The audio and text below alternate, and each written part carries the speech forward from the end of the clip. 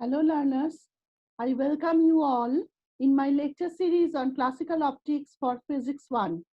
Myself Dr. Sucharita Bhattacharya, Associate Professor of Physics from Guru Nanak Institute of Technology, Kolkata, is delivering my lecture session for first semester BTech course, and the streams under considerations are Computer Science and Engineering, Information Technology and Food Technology. Today I am delivering lecture 8 of this lecture series on classical optics. You all know that we are right now in submodule 2.02, that is on diffraction of light, of module 2 on classical optics. Total number of lectures to be delivered on this submodule on diffraction is 5, and today we are in lecture session 4. That means fourth lecture session today I am delivering, where I am going to cover as per syllabus the resolving power of optical instruments, Rayleigh criterion of resolution and explanation without any deduction as per our syllabus, then resolving power of grating and microscope without deduction, and at the end we will compare the interference and diffraction phenomena. Naturally, the questions to be addressed in today's session are: what is resolving power? Then what is Rayleigh criterion of resolution? How to explain it? What is the limit of resolution? Very, very important term insofar as resolving power is concerned. What is resolving power of a grating? You have to clarify that. What is resolving power of a microscope? And then definitely we will go for comparison in the form of interference versus diffraction, because today we are going to complete the theoretical contents of diffraction, and interference already we have completed. Let us now start our today's expressions and the deductions and obviously the explanation parts. Let us start with what about resolving power and resolution. If we consider two objects which are very close to each other but are at large distance from us, our eyes may not be able to see them as separate. As an example, you may consider the case of two distant stars. The stars are very close to each other, maybe under consideration the two stars you are considering, but with our naked eyes from Earth, we may not be able to see them as separate. But if you look through the telescope, you will find the separate existence of those two stars which are close to each other but at large distance from us. That means optical instrument like telescope, it has certain special capabilities or capacities to exhibit the separate existence of distant stars. Clear? Similarly, in case of microscope, when you use in your laboratory for biological specimen, you have seen the inner detail of the root or the stem or the leaf. You can see if you look through the microscope, which you can't see through your naked eyes. That means in case of microscope too, you are getting some special capacity or capability of the instrument like microscope. Similarly, in case of prism and the grating, we can see the closed spectral lines using prism and the grating, which we can't see with our naked eyes. That means optical instruments, telescope, microscope, etc. we use for close objects, whereas prism and grating we use for closed spectral lines, for because these equipments have the special resolving power which help us to show very close but distant objects which our naked eyes can't see as separate. Clear? Now, an optical instrument is said to be able to resolve two-point objects if the corresponding diffraction pattern are distinguishable from each other. Very, very important statement. That means these type of optical instruments are able to resolve the point objects if their diffraction pattern are distinguishable from each other. That's why with the chapter on diffraction, this topic of resolving power or resolution is included. Now, ideally, the ability of the optical instruments to exhibit the separate existence of two close object points or spectral lines is known as resolving power of the instrument, and obviously the process of separation of two very close objects or spectral lines are known as resolution. So the capability or capacity of the optical instrument to exhibit the separate existence of two close object points or spectral lines is known as resolving power of the instrument, and the process of separation is termed as resolution. Okay. Now, to determine the resolving power of an optical instrument, Lord Rayleigh has offered a proposal known as Rayleigh's criterion of resolution. Very, very important one, without the help of which you cannot find out the resolving power of optical instrument. Now, what about the statement of Rayleigh's criterion of resolution? Two equally bright point sources are regarded as separate if the central maximum of one pattern coincides exactly with the first minimum of the other. Very, very important statement. Let us repeat it. Two equally bright point sources are regarded as separate if the central maximum of one pattern coincides exactly with the first minimum of the other. Now we will go for the illustration of this statement to have the Rayleigh's criterion of resolution very clearly. So for that purpose, let us consider the illustration 1 in the form of resolution of two close wavelengths, that is the spectral lines, one due to lambda, other due to lambda plus d lambda by a grating. We are considering the resolution of two close wavelengths lambda and lambda plus d lambda by a grating. That means resolution of two closely spaced wavelengths by optical instrument like grating. It shows the intensity curves of the diffraction pattern of two wavelengths. Obviously, the difference in wavelengths are such that their principal maxima are separately visible. There is a distinct point of zero intensity in between the two. Hence, two wavelengths are well resolved. What is told here?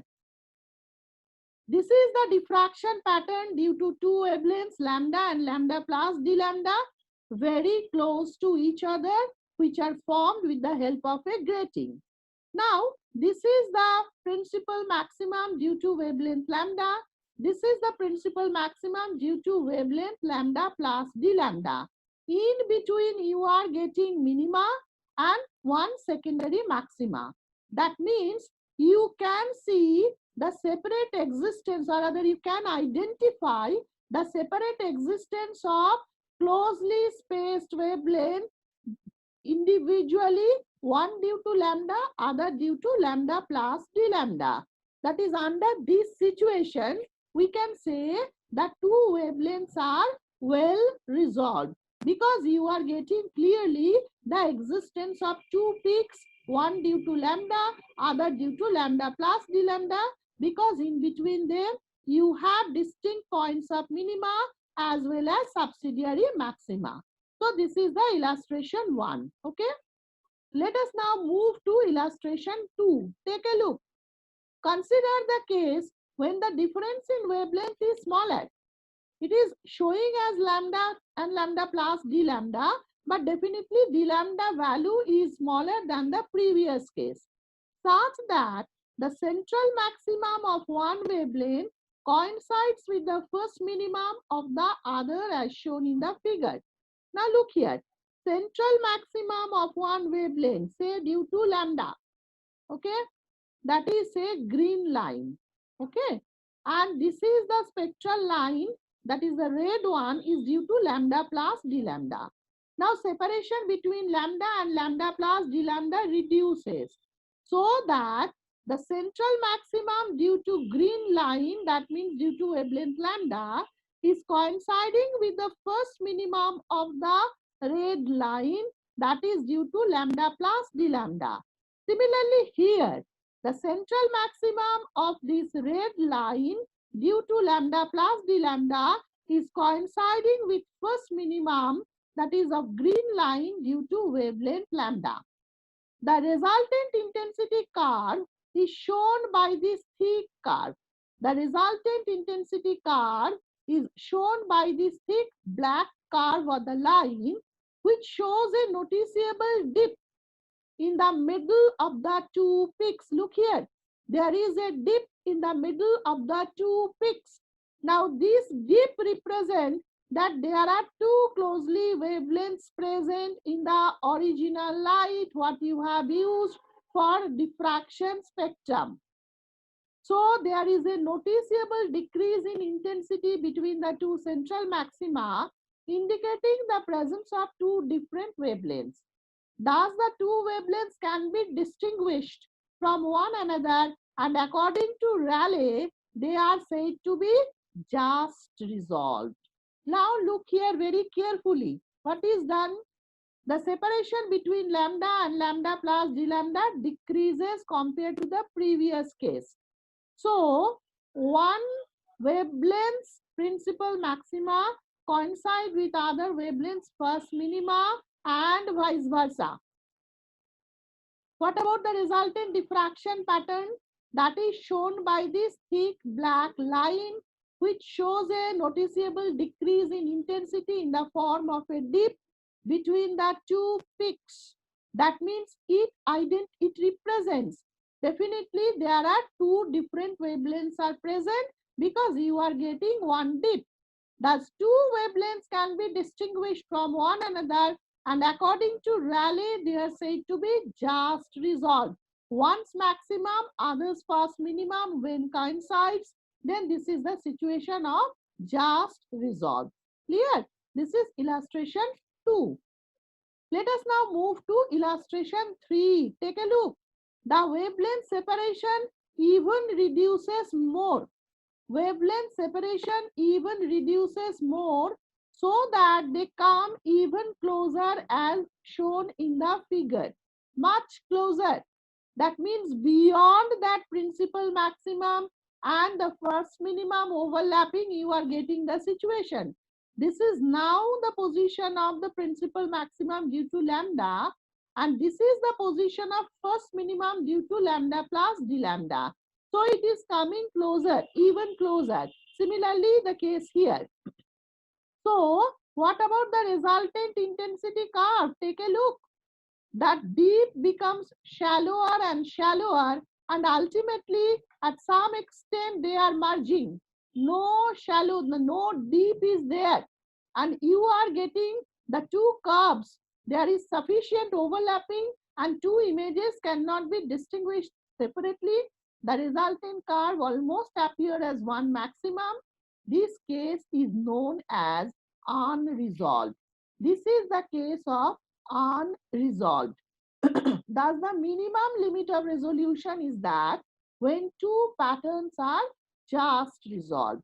So, what we got here, the separation between lambda and lambda plus d lambda are even lesser. Naturally, one's maximum, others minimum, that limit they crossed. And so, what we are getting, there is huge overlapping between them. That means that deep becomes shallower and shallower, and ultimately merge to give you the one peak, as if there are no two different wavelengths present. That means they are not resolved at all under this situation. That's why it is called the unresolved situation. So the minimum limit of resolution is that when two patterns are just resolved. So in 3 illustrations we got well-resolved condition. Another case we got the just resolved condition, And third one, we got the unresolved condition using the Rayleigh criterion of resolution. And I hope the things are very, very clear to all of you. Okay. Let us now move to the resolving power of a grating. So Rayleigh criterion of resolution we have clarified. Now with that clarification keeping in our mind, let us now move to the resolving power value for grating and then for microscope. The function of an analyzing instrument like grating or prism is to resolve two images of the same slit, which we call as spectral lines, which are formed by light waves of slightly different wavelengths, lambda and lambda plus d lambda. So the analyzing instrument like grating or prism, what they do? They resolve two images of the same slit. That is known as the spectral line to us more commonly, which are formed by light waves of slightly different wavelengths, lambda and lambda plus d lambda. Here, the resolving power of a diffraction grating is formally defined as the capacity to form separate diffraction maxima of two wavelengths which are very close to each other. That means one due to lambda, other due to lambda plus d lambda. Now d lambda is the infinitesimal small separation with respect to lambda. So I am repeating once more the definition, get it properly. The resolving power of a diffraction grating is defined as the capacity to form separate diffraction maxima. The term capacity I already mentioned at the beginning. So, form separate diffraction maxima of two wavelengths which are very close to each other. Accordingly, the limit of resolution of a grating is defined as the smallest wavelength difference d lambda for which the spectral lines are just resolved at the wavelength lambda. Here, lambda is the wavelength of either of them or their mean wavelength. So, limit of resolution is d lambda. Before coming to this statement, let us take one clarification in terms of very simple examples. Say you have been given three gratings. The first grating can show you the separation between two wavelengths which are 6 angstrom order separated. The second grating can show you the separation between two wavelengths which are 60 angstrom separated. And third grating, say for example, can show you the separation of 600 angstrom wavelengths. Definitely out of these three, you will prefer to use the grating which can show you the separation of 6 angstrom order difference of wavelength, because smaller the wavelength separation you can detect or identify with your equipment, better is its capability or capacity, isn't that? That means that smaller, that is the smallest separation, that is called the limit of resolution. Now let us take the term that what is the definition. The limit of resolution of a grating is defined as the smallest wavelength separation or difference d lambda for which the spectral lines are just resolved at the wavelength lambda, where lambda is the wavelength of either of them. Means it may be lambda, it may be lambda plus d lambda, or it may be their mean. It will not hamper the result. So limit of resolution is d lambda. Resolving power is reciprocal of limit of resolution. So it is mathematically expressed as lambda by d lambda. So resolving power is mathematically expressed as lambda by d lambda. Now using Rayleigh criterion of resolution, you can find an expression for the resolving power of a plane grating in the form of lambda by d lambda equal to small n into capital N. So resolving power Rp of a grating is expressed as small n into capital N equal to lambda by d lambda, where small n is the order of the diffraction maxima. Capital N, what about capital N? Capital N is the number of lines in a given width of the grating. The number of lines in a given width of the grating. Here it must be remembered that N into E plus B is the total width of the ruled surface of the grating. Because E plus B is the grating element, separation between consecutive slits. Now when it is multiplied with N, it gives us the total width of the ruled surface of the grating. So this is the case of resolving power of a grating. Let us now move to the resolving power of microscope. Here, the limit of resolution is defined as the minimum distance by which 2 points in an object are separated so that their images as formed by a microscope are just seen as separate. The minimum distance, listen very carefully, by which 2 points in an object are separated so that their images as formed by a microscope are just seen as separate. This is called the limit of resolution. And obviously, the reciprocal of limit of resolution is the resolving power. Naturally, smaller the limit of resolution, higher is the resolving power, and conversely. Okay, that means again the same type of criteria as you used in case of grating, that smaller the separation your microscope can show after passing through it in the form of image, definitely better is the capability of your equipment. Okay, now let us take a help with the help of this figure, that how to do the limit of resolution and the resolving power of a microscope. For that purpose, let us consider two closely spaced objects O and O prime. Here AB is the aperture of the microscope objective. O and O prime are self-luminous closely spaced object points. Self-luminous means, say, two candles you can consider which can give their own light, which are separated by some distance, say x, which are separated by small distance, say x, and they are very close to the microscope objective and normal to its axis. Now corresponding images are I and I prime. Look, when you are looking at the images through the microscope, the separation increases so that you can identify them as two separate images of the object. Initially, the minimum distance between O and O prime, that is x, for which the separation between I and I prime can be seen separately through the microscope, is termed as the limit of resolution. For self-luminous objects, the value is found out to be equal to 1.22 lambda by twice sin I. X is the limit of resolution. That means separation between O and O prime to show you I and I prime separately. Okay. Here about one thing you have to be careful. O and O prime gives you I and I prime because the corresponding, the images you are getting the inverted one. So the positions interchange of the image points. Clear? Now, what about x? The limit of resolution for self-luminous objects.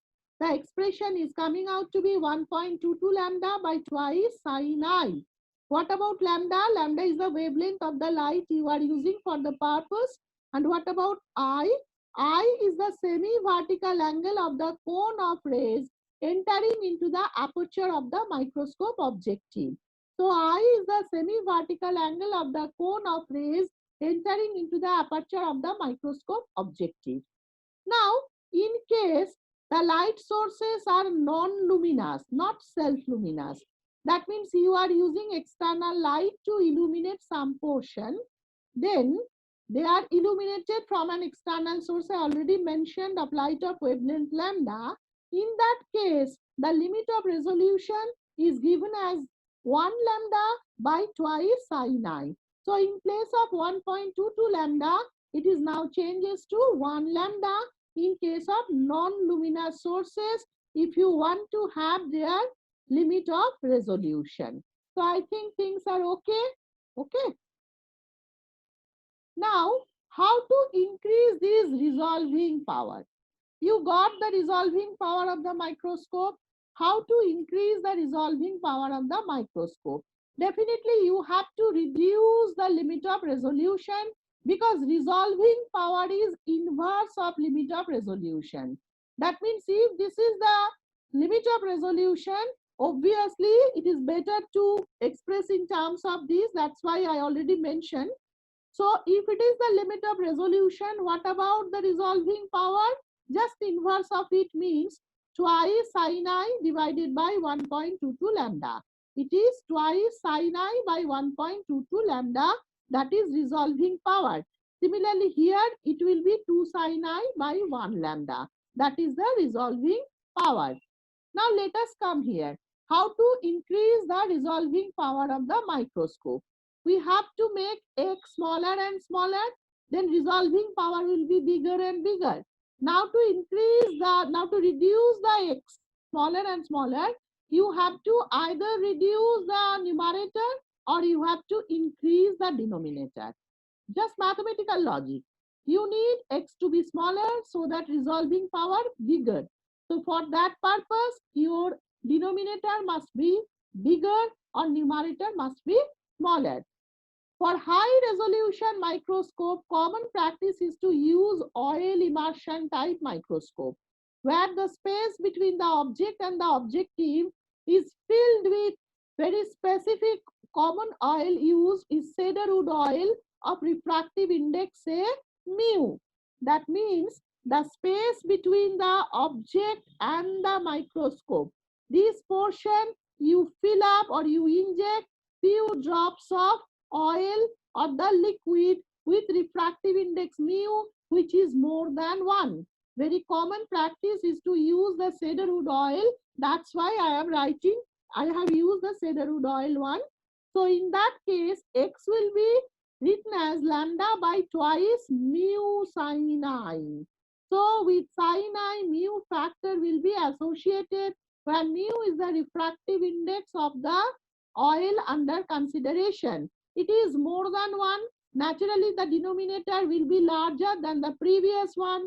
If denominator larger, then definitely limit of resolution will be smaller. If limit of resolution is smaller, then resolving power will be bigger. That is your aim or the objective, to increase the resolving power of the instrument. That means you need high resolution microscope. Here the quantity mu sin I is known as numerical aperture, that is Na of the microscope, and is usually marked on the objective. The quantity mu sin I is known as numerical aperture of the microscope and is usually marked on the objective. Look here. Then in terms of numerical aperture, how to use limit of resolution? Lambda by 2 times numerical aperture, that is Na. What is that? Mu into sin I. So by introducing a liquid of refractive index between the object and the objective, you are increasing the numerical aperture of the microscope. So you are reducing limit of resolution. That means finer detail of the objective you can see very clearly. It is a quantity. Numerical aperture is a quantity of great importance in controlling the limit of resolution. Greater the numerical aperture, smaller is x, so finer detail we can see. So I think things are clear. So to increase the resolving power x, the distance between the points to be resolved is to be decreased. I already mentioned. And for this, the wavelength of the light should be decreased because it is in the numerator, and the numerical aperture should be increased. You have two options.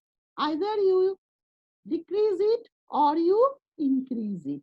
How to increase this portion? We already discussed. And how to decrease this portion?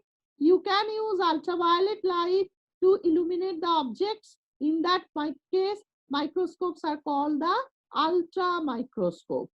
That means if you use the ultraviolet light to for the resolution purpose, then definitely X will be reduced. Another thing is there, when you are using oil immersion type, then definitely through larger mu, wavelength value will also reduces. Wavelength value will also reduces. And wavelength value reduces means your purpose will also be solved. Okay. So we got all the detail of the resolving power and the limit of resolution for the two equipments, that is the grating and the microscope. Why we are talking about the grating and the microscope? Because in the physics lab you are going to use the grating as well as the microscope for two experiments. In fact for microscope three experiments, and in case of grating it is also one experiment. That's why we got the detail for the microscope and the grating so far as resolution and resolving power is concerned. Now we are at the fag end of this chapter in the form of diffraction, where we want to distinguish between interference and diffraction. And the first property I have shown you, because this property is very much known to you. You have completed interference, and today we are completing the chapter on diffraction without the numericals. But what about the contents there? Just take a look. Interference is formed by the superposition of waves coming from two different wave fronts originated from a single source. But diffraction phenomenon is formed by the superposition of waves coming from the secondary wavelets of the same wave front.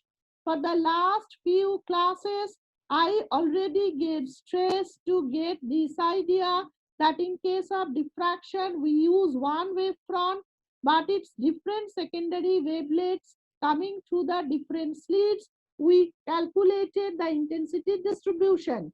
So diffraction obviously is a single wavefront phenomenon, but in case of interference, we have seen the two sources we used with two different wavefronts, though they are derived from the same single source, but wavefronts were different. So then their superposition or interference we considered.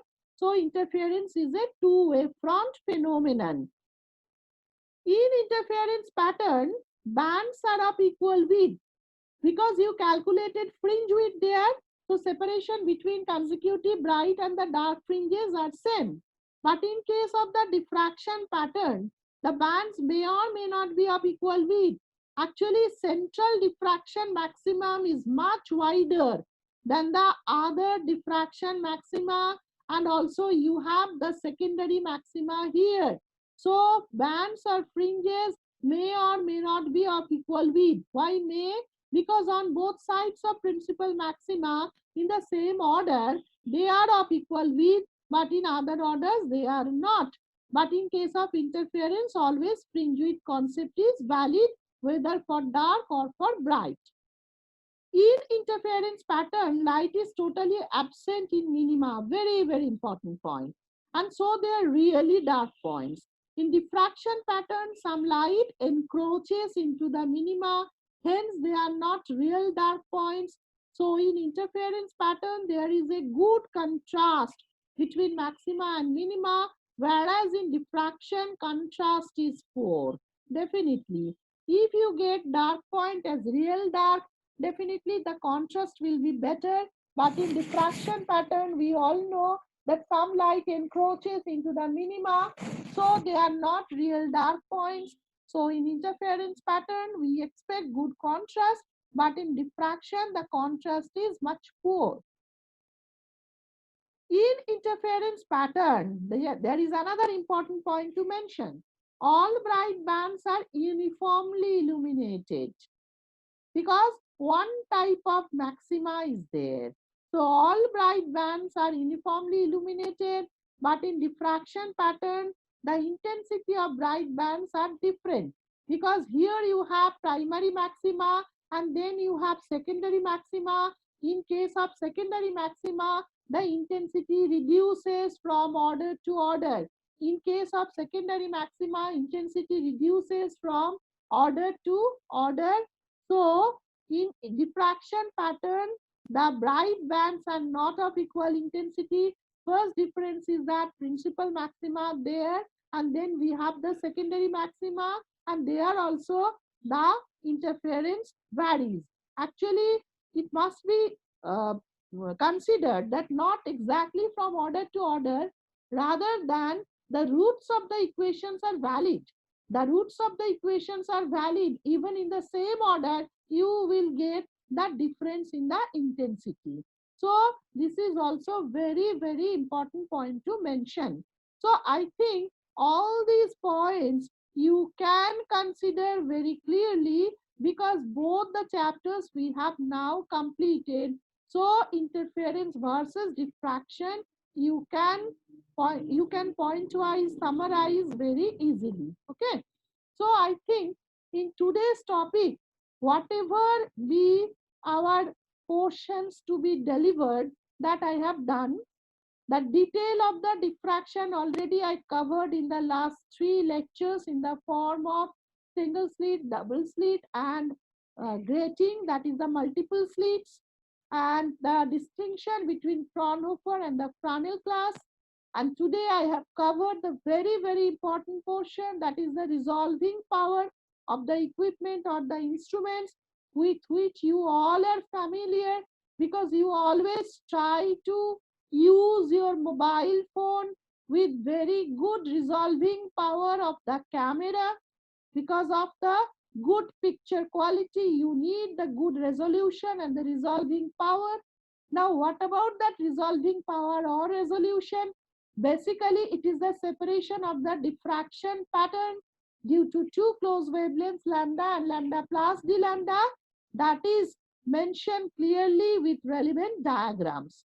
So I think now the chapter on diffraction is very, very clear to all of you, isn't that?